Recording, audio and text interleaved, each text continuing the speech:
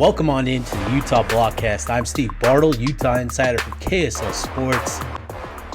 Man, oh man, I tried recording last night and I could not stop fumbling over my words. So I had to reset, had to take a night, had to get back into the chair this morning, Tuesday morning, to get this recorded. So I appreciate everybody being patient with me and with the Blockcast and all that. But man, I wanted to get behind the mic again just to sort of dive into some of Kyle Whittingham's comments from Big 12 Media Days, just a little bit more than what I did on the last episode. And if you missed that, you can go to your podcast feeds. You can go to YouTube. You can find it at the KSL Sports site on YouTube.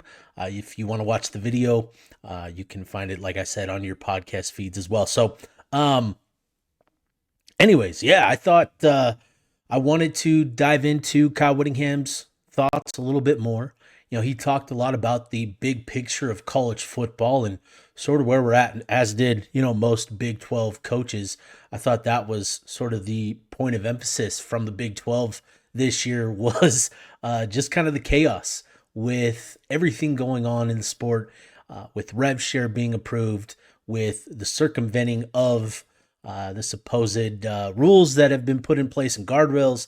I think everybody, a lot of people saw a lot of this coming, and I think coaches are being pretty vocal about it because it is becoming quite an issue. So wanted to dive into more of those comments and dive into what's actually going on in terms of what's creating a lot of the frustration. So want to talk about that. And then also, we're 2 weeks away from the beginning of fall camp, Camp Kyle 2025. So that's exciting. And I want to start by getting some position group previews up. And we're going to start with today with Utah's most unsettled group, the wide receiver room, and what sort of needs to happen in fall camp, what we need to see kind of resetting from what we learned of the group in spring ball, and what we need to see from the group moving forward into fall camp. So plenty to get to on today's episode. But first, want to start with the news yesterday. Kelvin Obot received a pretty significant ratings bump. We'll call it that. And so obviously, big shout out to Kelvin Obot, the Fruitland High School offensive tackle up there in Idaho. I'll probably be traveling to a couple of his games this year to keep tabs on him and all that, which is going to be exciting. I think Utah fans obviously understand the importance and the value of good offensive linemen, and with what we've seen with Spencer Fano and Caleb Lomu, there's plenty of reason to be excited about Obot following in that same path, following that blueprint that Jim Harding has built with those two. And so I think it's pretty big for Kelvin Obot to get the rating bump that he did. And what I'm referring to is Rivals, which has recently merged with On3, and now On3 has made such great gains in the industry. With they only established themselves a few years ago under Shannon Terry, who has had his fingerprints all over the industry. He's built essentially each and every big website in the industry. And so those two brands have merged, and they now all fall under the brand, the Rivals brand name. So what we saw was Kelvin Obot named the number 7 overall player in the entire 2026 class. Not just position group, not just offensive tackle, not just regionally or any of that. The number 7 overall player, regardless of position. And he was one of 12 prospects in there to receive their 5-star status in their initial ranking. So this was the first of Rivals' new ranking, sort of like the top 247. Rivals 300 is now going to be their kind of their premium list, their blue chip list, if you will. And Kelvin Obot was one of 12 players to earn a 5-star designation in this initial ranking. So they're going to get to 32 prospects that they name a 5-star prospect, and Kelvin Obot was one of the first 12 to receive that designation. So pretty significant for him, pretty significant for Utah, obviously. With Jim Harding just doing what he does, man, and like I said, he's kind of established a blueprint, and I think it's great that Utah has capitalized on landing, one of the premier prospects in the class to follow in the footsteps of Fano and Lomu. He's going to be a guy that, obviously Utah identified him as an instant impact player well before the well before yesterday.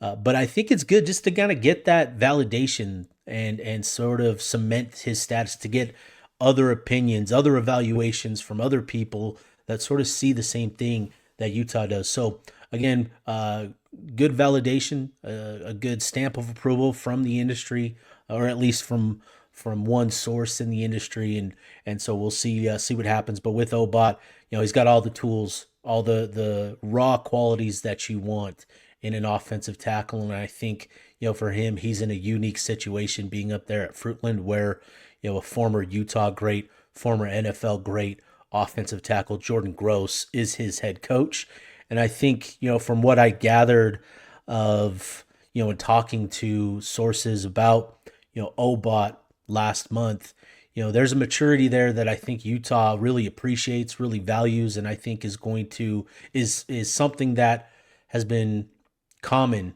in the highly rated recruits that Utah's brought in over the years, and guys that have found a lot of success. The Jalen Johnsons, the Clark Phillips, Spencer, Caleb, the guys that genuinely assess the value of the program, the value of the coach in place, and see sort of the path and vision that Utah has for him. And I think Obot has a lot of those qualities that mimic or mirror what those other players had as well. So really encouraging stuff for Utah. Now, it's about keeping him locked in moving forward, and you can certainly bet that programs like Michigan and Oregon are going to continue to push for him. But I think Obot is pretty locked in, according to somebody I talked to. So another shout out real quick before I get into Kyle Whittingham's comments. Gabe Matson, shout out to him. Great performance Sunday night against the Utah Jazz in the Las Vegas Summer League.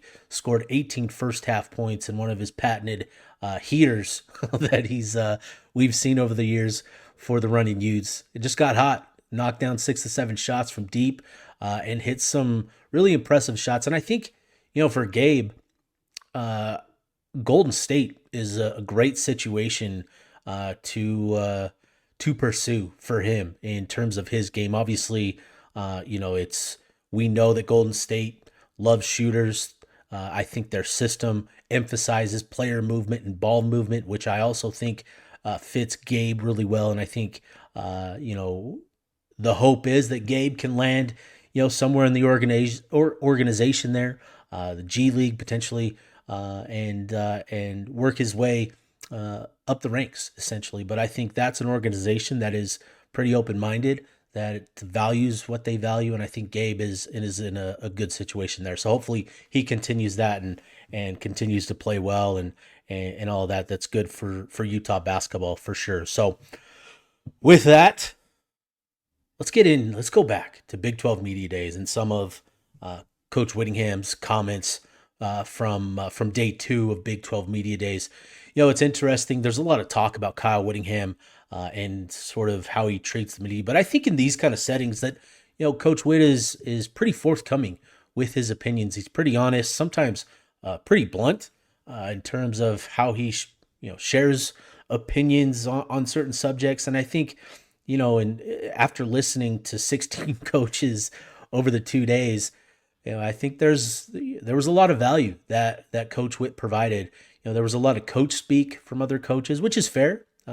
Guys not wanting to step on toes, but I think Coach Whittingham, with where he's at in his career, I think has a really good understanding of where the game is at, has a good understanding of what's on the horizon. As we've seen over the recent years, and how he's called things and received blowback, which proved to be which proved to be erroneous, essentially. I think, and so I just think, Witt, like I said, in these sort of settings, I think he's actually really good, and there's a lot of value in what he provides. So, there was a lot of talk last week about sort of where college football is at and what's wrong with college football. And I think just as a refresher, we're talking largely about the issues that have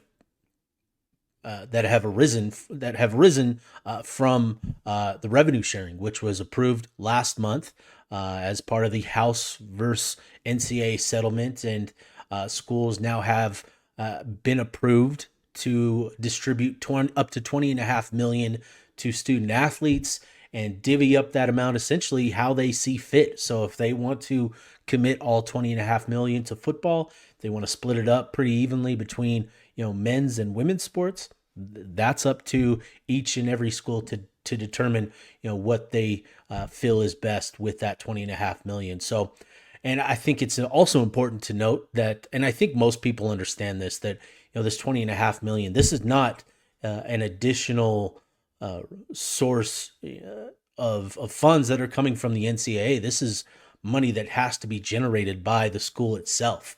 And so, that's coming with potential issues and problems for programs that, aren't clearing that sort of revenue to have that $20.5 million. There's been a lot of talk of programs having to adjust their budgets, cut back in other places. Some schools even eliminating sports. We've seen that with Utah, unfortunately, and I think that's kind of the worry with revenue sharing. Some of the issues in terms of the impact of this decision, and also what we're seeing is with the approval of the settlement.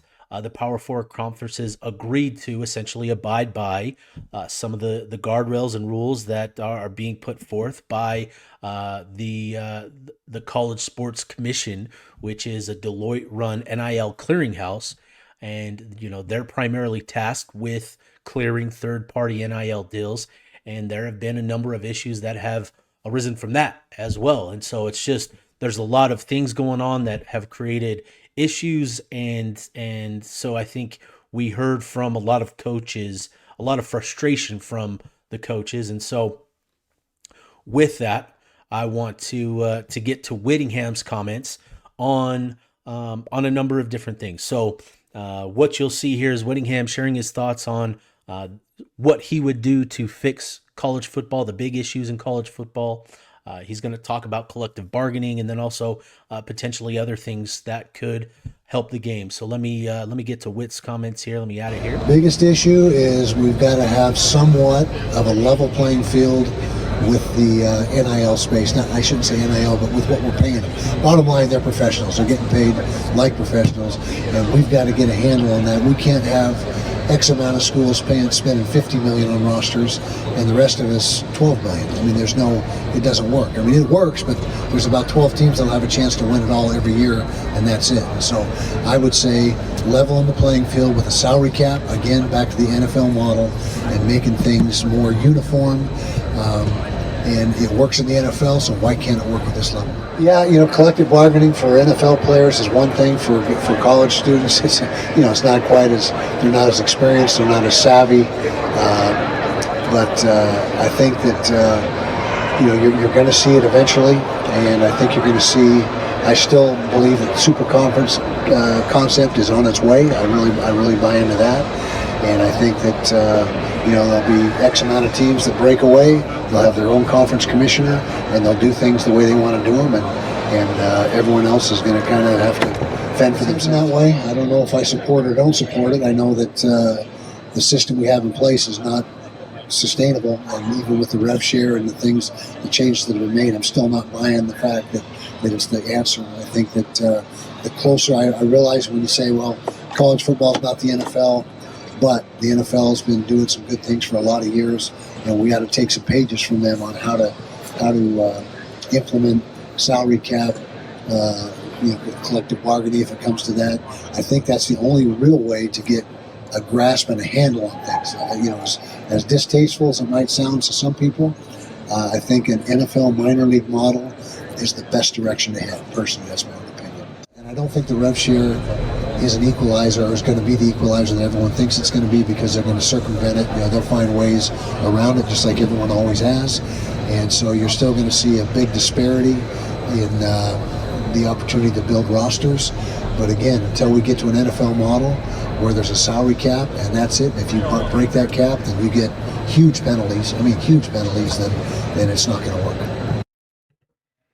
So there's Witt's comments, and I think he was pretty honest with sort of his assessment of where we're at with college football. And I think, just to kind of provide some added detail in terms of what he's talking about here, I think, several coaches complained that, agents and collectives are now guaranteeing third-party deals. I think that's become a big frustration behind the scenes, that programs are guaranteeing these third-party deals as part of their revenue-sharing compensation package that programs are giving. So that's sort of how these programs are circumventing the rules, is they're guaranteeing NIL deals that shouldn't be essentially shouldn't be approved. And that gets back to the CSC and the like I said, the College Sports Commission, and what they're tasked with doing is, approving NIL deals and providing feedback of whether certain deals should be approved or not. And yet we're still seeing a lot of issues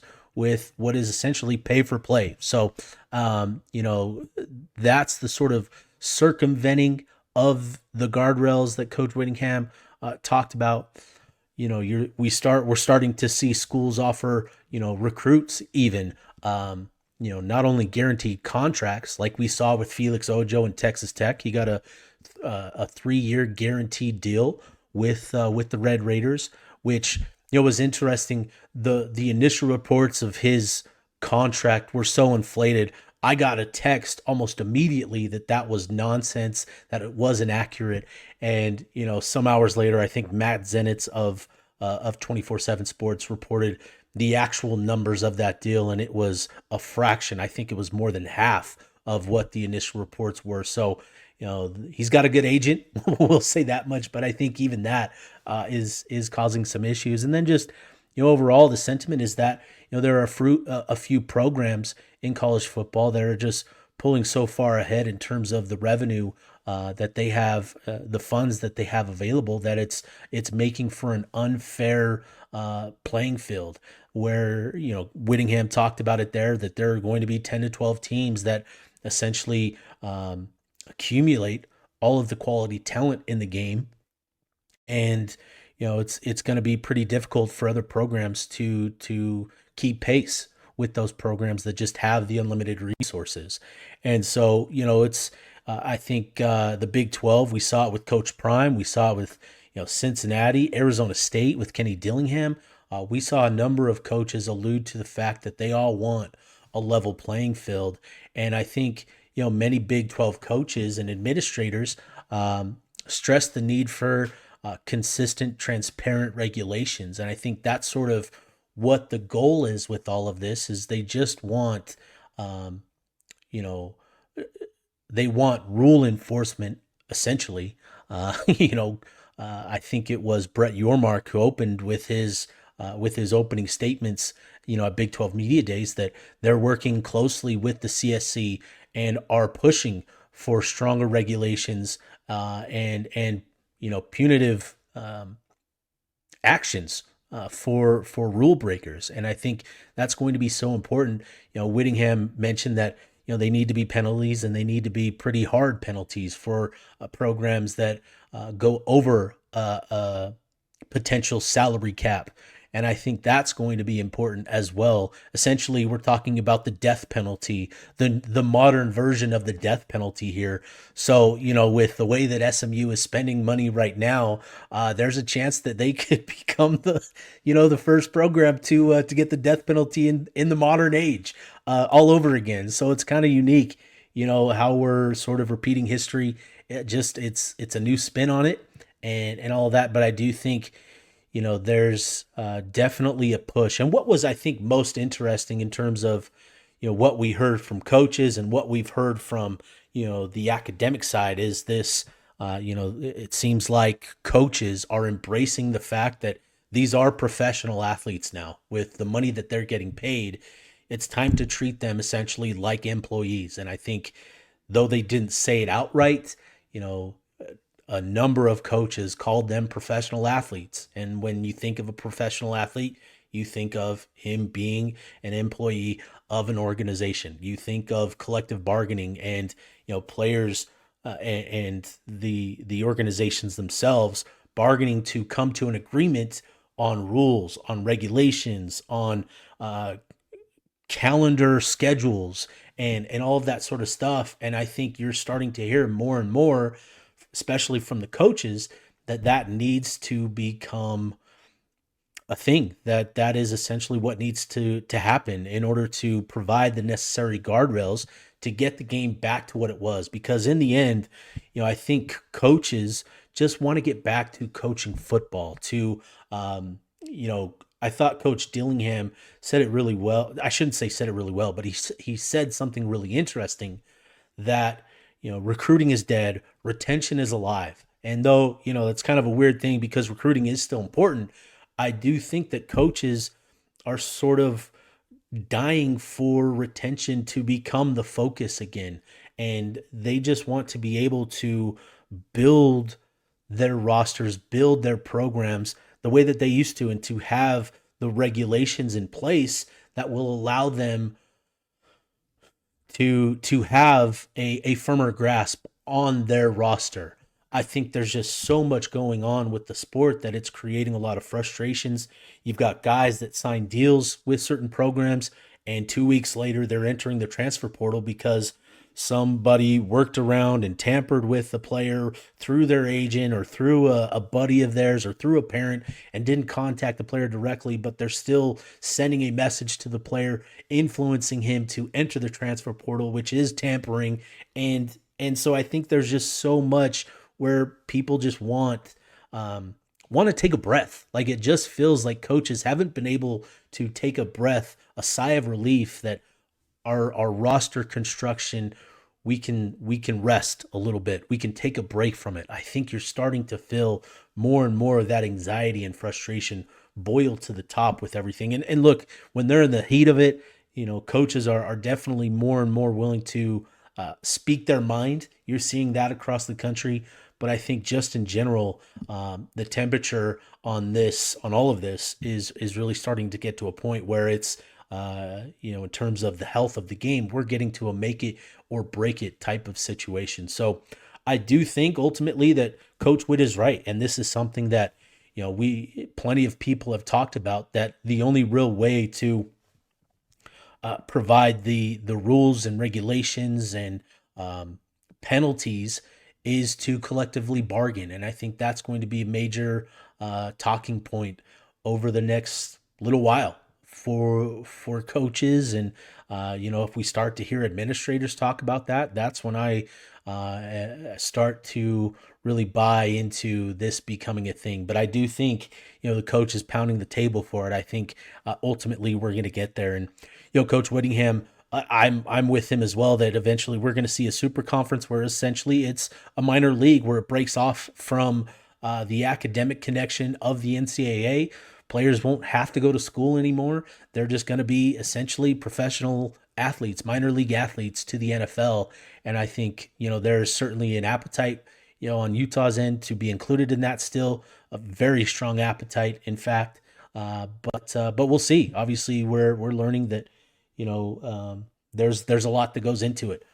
So we'll see. But anyways, I just thought it was fascinating hearing from Coach Witt on that topic, and wanted to go a little bit more in depth on, sort of the details behind what's going on. And I do think, that we'll get there eventually, one way or another. Maybe, I don't know. Actually, I don't know that we will, but we can hope. So yeah, there's just, with everything going on, there's not a lot of romanticism with the sport of college football. Everyone knows, where we're essentially barreling toward a paid to play um, wilderness, model, uh, arena. Like this is where the game is headed, where it essentially is, pay for play. And, we don't have to hide behind that. We turn it into a professional model. I think like that is ultimately where this ends up. And, we'll see. But I think it needs to happen soon because a lot of people are growing frustrated, you know, in the industry and from a fan perspective. There's just a lot of frustration and people's patience is certainly dwindling thin, and so yeah, I think we're gonna get to that point where it's make it or break it. So we'll see. But let's change gears.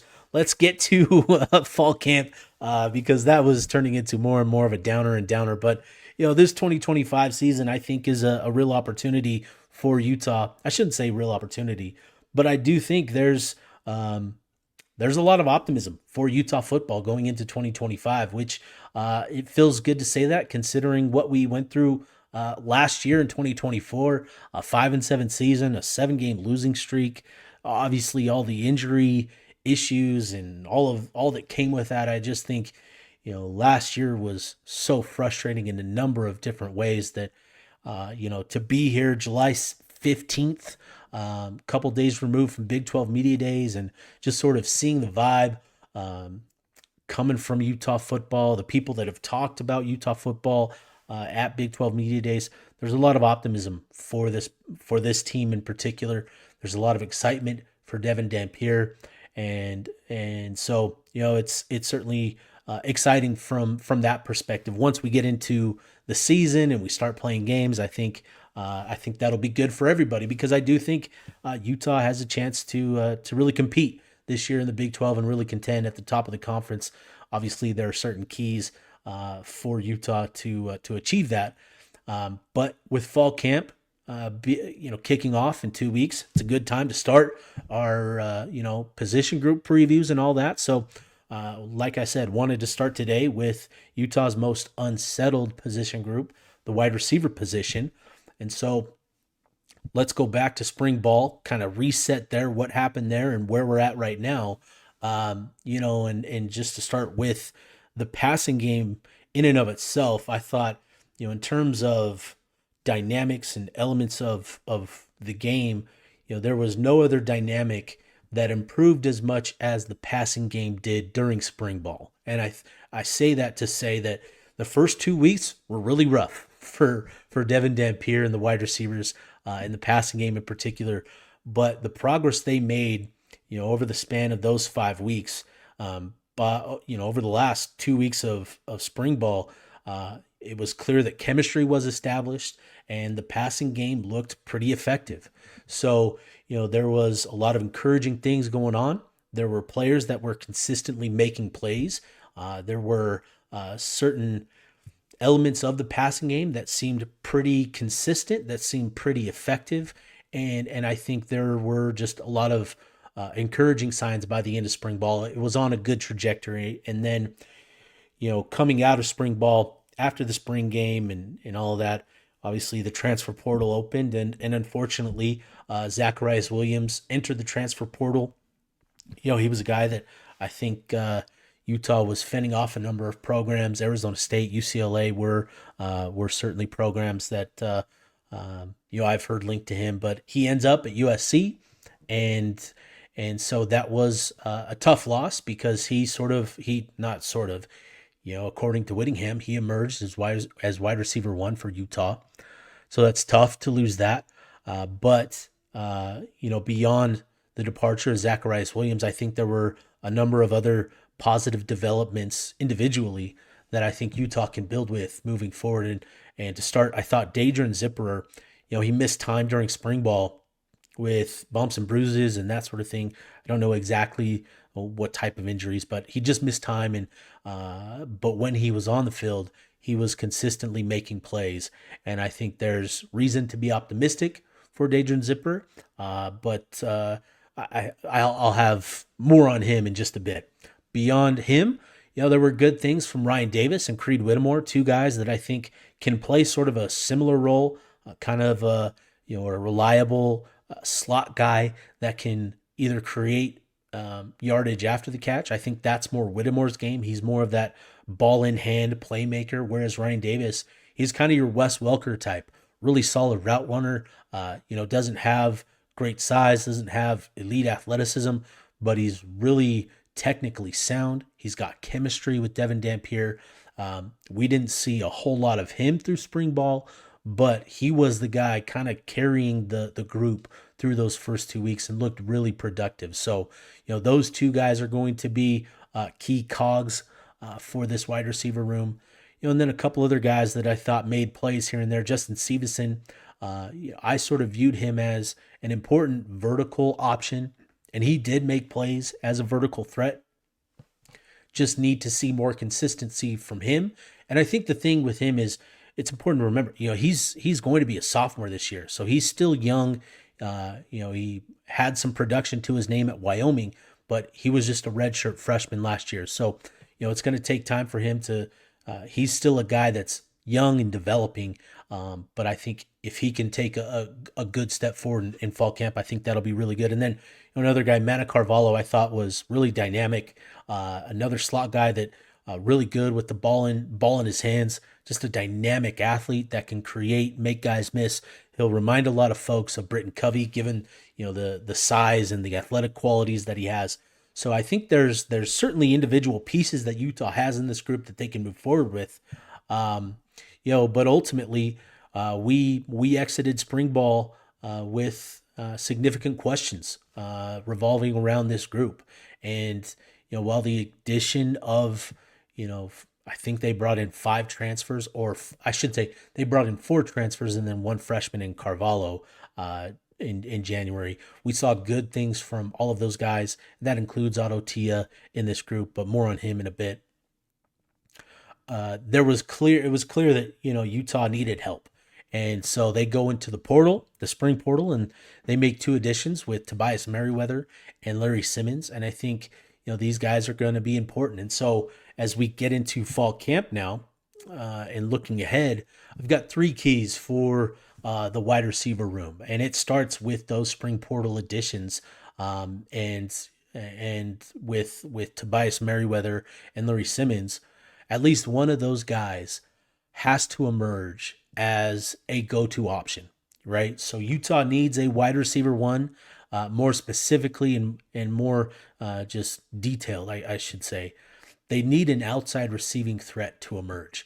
They've got guys that can catch passes, that can make plays in the slot. They have a number of options there, but they need threats on the outside, guys that sort of have gravity, pull to the outside. And I think if they can get that from at least one of those guys, that'll be pretty significant for this offense.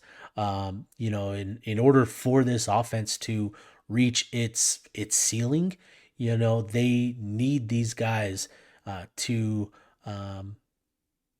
emerge as viable threats, and for them to force defenses to respect their presence on the field. I think that's going to be the key.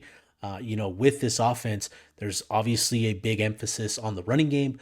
That's going to create a lot of play action opportunities, and pretty favorable situations for these guys. And so, these two have to get into fall camp, and they have to take advantage of those opportunities in camp against this Utah defense.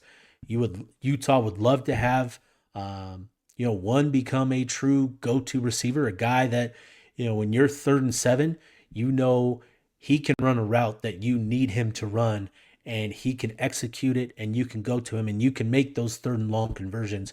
Utah needs one of these guys to emerge, ideally as that sort of receiver. But at the very least, they have to prove that they are, legitimate outside receiving threats that can stretch the field, that can provide that vertical threat and provide the sort of honest approach, for opposing defenses, that they have to respect the over-the-top passing game, because that'll do so much for this running game, and I think that's important. So key number 1, perhaps the biggest key of the entire team, across the roster, is these guys have to emerge as options, as legitimate threats. So that's key number one. Key number two, Adrian Zipper's development. I think this is kind of an X factor type of kind of thing for him.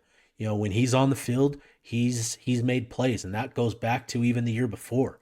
But his big issue has been, the bumps and bruises have kept him off the field a little bit too much. He's a pretty slight build.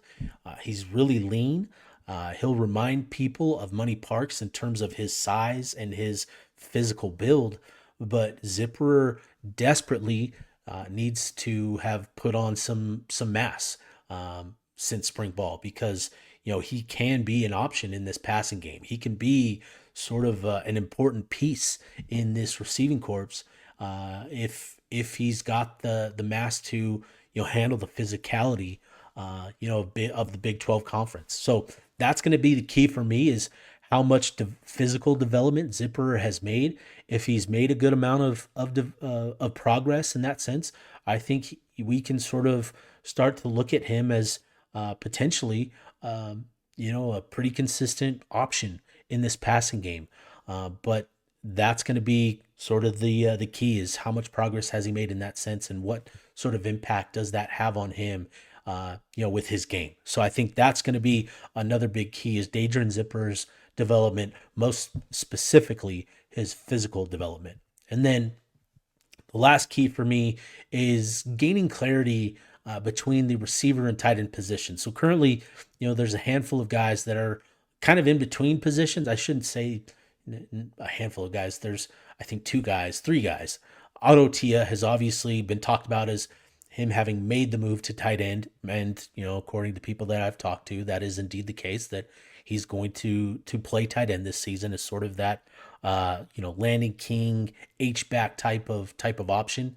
He was a guy that, where Landon King struggled to gain the weight, Otto Tia has struggled to maintain his weight, to keep his weight down. And so I think Utah's just embraced that with him. And he's got a big frame. He's got a big build, the sort that I think mimics what you want in sort of that hybrid type of tight end. So first, figuring out what you've got in Otto Tia as he makes this transition to sort of that hybrid tight end role. But then you've also got other guys that have also flirted with the move to tight end. I've heard Luca Caldarella was potentially on the move to the tight end position. It sounds like he's going to stick at wide receiver.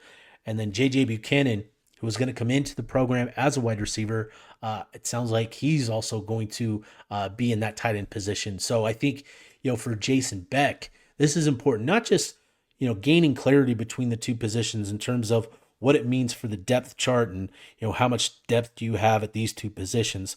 But it's important for Beck to figure out what these guys are going to be good at in these roles and what it opens up for the wide receiver position. So this is sort of a 2-for-1. I'm hitting on two position groups here, but I think it's important for Jason Beck to gain clarity on what these guys bring to the table, because it's going to impact what he does with the rest of the receiver room. So figuring out what these guys' strengths are at the tight end position, what sort of routes they're comfortable with, and what sort of elements they can add to the passing game in that position, and really determining whether tight end is actually going to work still. So all of that stuff is important for this wide receiver room. So for me, again, the three keys: Tobias Merriweather or Larry Simmons. They have to be guys that emerge for Utah this season and in fall camp. Adrian Zipper, his development, again, when he's on the field, he's a pretty consistent producer in the passing game. He's a guy that can get to the intermediate and deeper parts of the field with his athleticism that I think is going to be important for this offense. But he's got to physically develop in order to handle the physicality and stay on the field. And then again, getting clarity between the tight end and receiver position and how that's going to impact the passing game. So, I think in terms of this group, I think, this offense, and with Devin Dampier and Jason Beck, I do think there are enough easy buttons in this offense that there will be production. There will be consistent production in the passing game. We saw it in the spring game that, this offense can generate 8, 9, 10 yards a pop with some of these athletes that they have in the slot with Creed Whittemore, Manna Carvalho, Ryan Davis. That's going to be a consistent thing that they can go to. But then you can't just rely on that as your source of production, right? You can't rely on ball in hand playmaking as your bread and butter. You have to have those guys that can get deep, that can get to the intermediate areas of the field. You have to have that as a threat to maintain that space in order to allow those slot receivers the ability and freedom to create around the line of scrimmage. So that's going to be important for this offense, is finding those threats in the deeper parts of the passing game. That's going to be the biggest key for me, which again gets to back to Larry Simmons and Tobias Merriweather. And in talking to folks and I think it's going to be really interesting to see who emerges. And I think there's a lot of optimism for guys, and I think one name that I'm going to be keeping a close eye on. Hopefully we get to watch fall camp practices. I don't know yet if we will, but Larry Simmons is a guy that I'm really interested in. Obviously, Tobias Merriweather, I've talked a lot about him being sort of the guy that, he's got the ceiling in terms of the trade-off from Zacharias Williams to Tobias Merriweather, right? You're trading a guy with a higher floor in Zacharias Williams to somebody that, he's dealt with injuries, but he's got all of the elite qualities that you want in a true wide receiver one. I think there's a lot of hope that Merriweather can be that truly dynamic wide receiver one type, but I'm really interested to see what Larry Simmons brings to the table. Can he be a 1B? Can he be not even a Robin, but another Batman on the other side of the field? That's something that I'm really interested in. So, man, it's going to be exciting. Going to talk more position groups over the next 2 weeks and previewing each one. Sooner than later, fall camp is going to be here. And then before you know it, we're going to be down in Pasadena for Utah versus UCLA August 30th. It's going to be exciting. The season kickoff, season opener down there in Pasadena. Going to be a lot of fun. Man, I'm excited. I'm fired up. So, going to put a bow on this one. Going to call it a show. Thankfully, I got through it. I sounded somewhat coherent, more so than I did last night recording this thing. So I'm again appreciative to all the people that listen to the Blockcast, that support the Blockcast, that watch it on YouTube. That's been a lot of fun to grow on that platform as well. There's going to be a lot more coming from the Blockcast this year. I'm excited for sort of the plans that I and KSL Sports have for the show, and really excited for what's to come. So more to come from me on that front, more to come from the Blockcast, and yeah, should be exciting, man. 2 weeks away from fall camp beginning. Looking forward to it. This has been the Utah Blockcast. This has been I'm Steve Bartle. I am still Steve Bartle, and I am signing off.